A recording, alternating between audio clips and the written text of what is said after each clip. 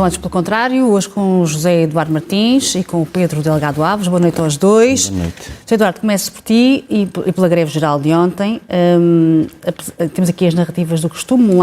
Do lado do governo e dos patrões, o país estava a trabalhar todo. Do lado da central sindical, neste caso, CGTP, a adesão foi fortíssima. Enfim, independentemente das narrativas, de facto, causou algum transtorno na normalidade do funcionamento do país.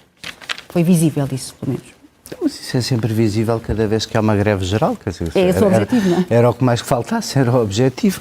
E, sobretudo, sabendo que a greve geral só tem praticamente adesão no setor público, e o setor público tem, obviamente, os serviços públicos essenciais, como os transportes, a educação e outros, é natural que sim, também se então. É a coisa mais normal do mundo.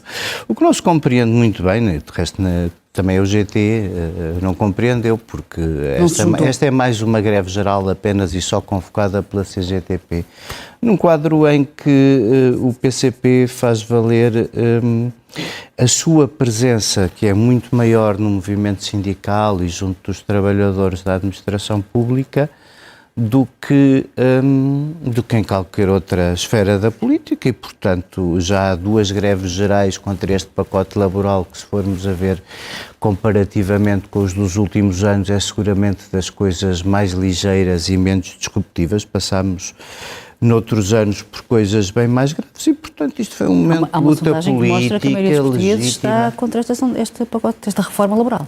E alguma sondagem alguma vez mostrou a maioria dos portugueses a favor da reforma do Código Laboral? Isso é uma impossibilidade, não é, Ana? Então, não leva a mal, mas é um disparate. A maioria das pessoas nunca está contra uma reforma do Código Laboral em sítio nenhum no mundo, a menos que as reformas do Código Laboral prometam o que o Estado não pode dar.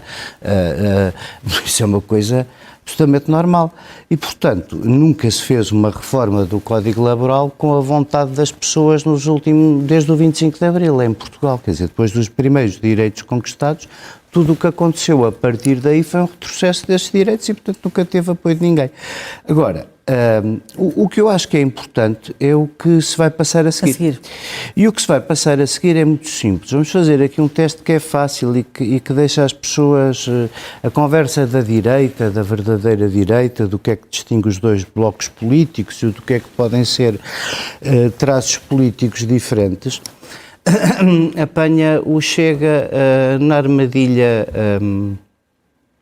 da sua inconsistência e da sua absoluta incoerência.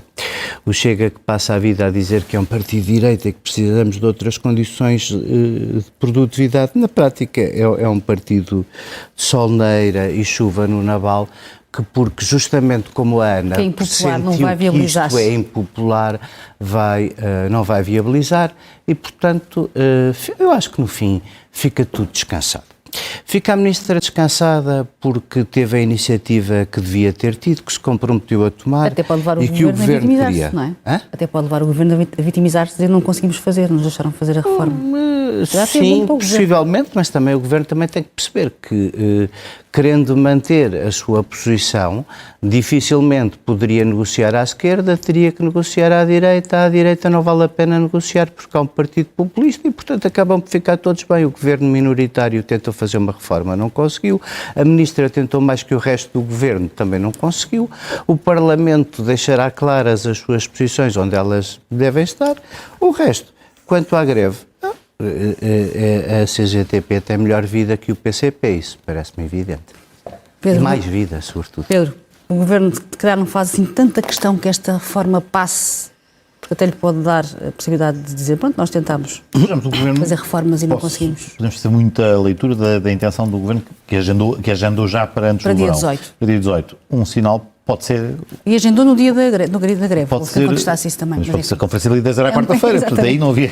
Ou agendava naquele dia ou já não agendava. Aí temos muito falado de teorias conspirativas quanto a coisas que acontecem em determinados dias, mas às vezes as coisas estão programadas antes e, portanto, neste caso não acho que seja por aí. Agora, quanto ao calendário, pode ser só um sinal que para o Governo pode ser preferível o assunto ficar arrumado antes da pausa e, portanto, mas também tentou que a discussão fosse reduzida à meia hora, pelo menos foi isso que propôs isso é verdade, fora. Aliás, confirmo, ao vivo, confirmo que foi entretanto confirmado, mas tinha proposto a grelha D, que é a grelha mais curta, também argumentando que isto está sendo discutido há mais de um ano, mas não no Parlamento, e portanto aqui o ponto não é só um ritual o debate no Parlamento, e de facto é uma reforma até bastante abrangente, até havia bastante para discutir em sede parlamentar. Agora, parece-me que há aqui um tema que não escapa. Eu acho que a sondagem, há pouco, ela não diz que os portugueses são contra a ideia de uma reforma laboral. Reforma laboral. O que eles dizem é que são contra esta reforma laboral. Eu acho que há aqui uma fragilidade. Há uma fragilidade de legitimidade que até antecede a sondagem, que é o facto de não haver mandato para ela. A sondagem, peço desculpa, a reforma, não haver mandato para ela, porque já como se tem visto, e reiteradas vezes, a consulta ao programa eleitoral da AD para estas eleições, nenhum destes elementos mais relevantes e aqueles que são mais, reformadores na ótica do governo, ou transformadores, ou que modificam o sentido, não estavam de todo lá e, portanto, há algum grau de surpresa com a escala em que ela desequilibra, e as pessoas entendem, desequilibra mais para um lado do que para o outro. Quanto ao xadrez parlamentar e à análise que o debate fazia, no essencial até concordo com ela, ou seja, a posição do PS é conhecida, fez uma reforma do Código Laboral ainda há pouco tempo na agenda do trabalho digno, as traves mestras não têm nada a ver com isto, as propostas que são colocadas em cima da mesa não correspondem à forma como se vê e como se encara a melhor forma de arranjar o equilíbrio entre a relação laboral, portanto, dificilmente teria uma posição diferente daquela que está a ter.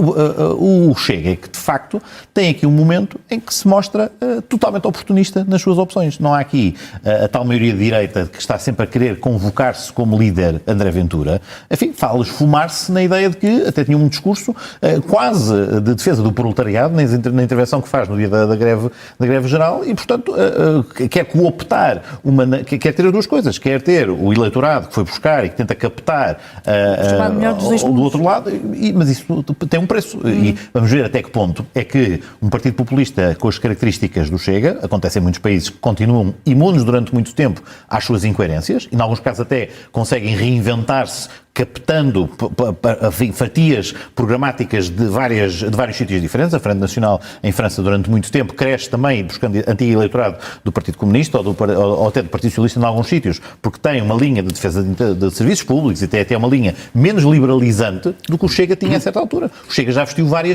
é um camaleão, já foi várias coisas, já no seu primeiro programa de todos, aquele que depois desapareceu do ar, era ultra neoliberal e fazia desaparecer a escola pública e uma série de coisas. Percebeu que não era popular. Só uma questão, se o Governo apresentar, não levar a proposta à votação logo e fizer descer para a especialidade, o PS ainda aceita negociar da especialidade, de forma a conseguir... O PS sempre disse há aqui elementos fundamentais desta reforma do que o Governo nunca abdicou nas negociações com os sindicatos, nunca abdicou nas suas intervenções públicas, que para o PS são, digamos, intransponíveis, porque são mesmo contraditórios com aquilo que tínhamos acabado de fazer e que continuamos a reconhecer como relevantes. Ou seja, há aqui elementos de precarização excessiva das relações laborais, da duração dos contratos a termo, há aqui vários elementos que são prejudiciais à forma como encaramos a legislação laboral.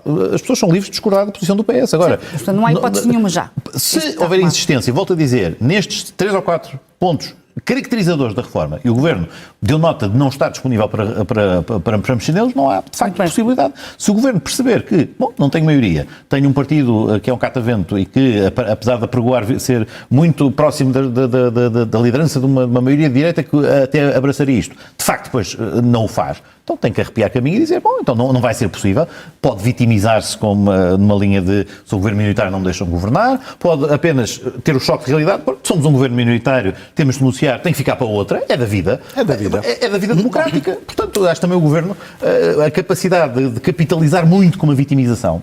Também não é extraordinária e não acho que seja isto que vira virar o Estado. Diz? Mas nada disso em Portugal. José Eduardo, é falarmos da questão de colocar o chapéu nas zonas concessionadas ou não, nas praias, não é?